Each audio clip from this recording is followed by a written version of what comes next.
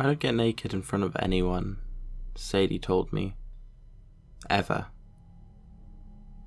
It was an odd thing to say on the first date.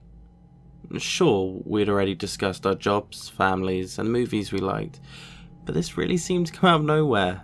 I honestly thought she was joking. You mean you're a never nude? I asked with a grin. No, she said, chuckling. But I want to tell you up front, in case it's a deal breaker. I shrugged. Very few things are deal breakers when you've only just met someone, especially an attractive someone. Besides, whatever her quirks, Sadie was also smart and sexy and sweet. I already knew I wanted to see her again. So I did. Many times. We dated, moved in together, and eventually got married. A perfectly normal relationship. Well, except that Sadie really hadn't been joking around about her quirk. In all that time, not once did I see her completely naked. She seemed fine with nudity while dressing or bathing, but only behind locked doors.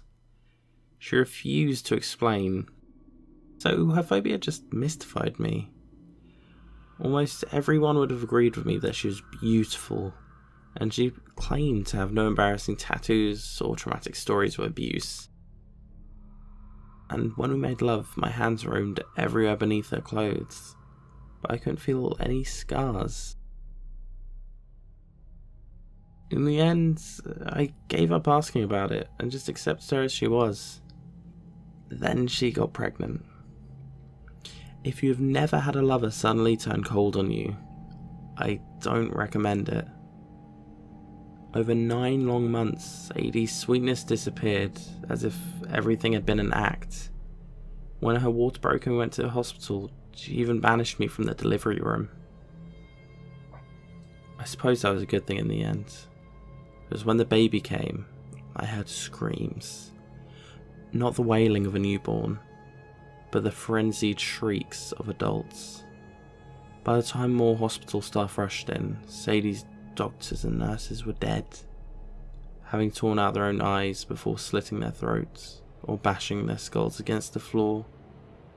And at the centre of it all was Sadie, unconcerned by her bloody surroundings as she cradled her child in a sheet. Nobody else understood.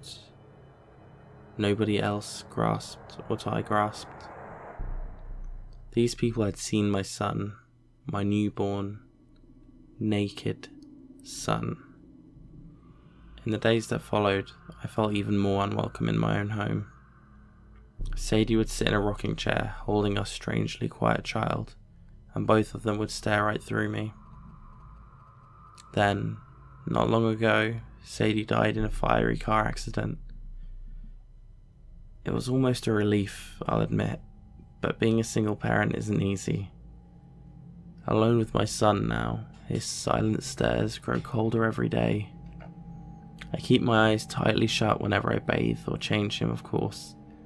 Whatever he really is, I can only assume that it would drive me mad to see it. But it's almost as maddening not to know.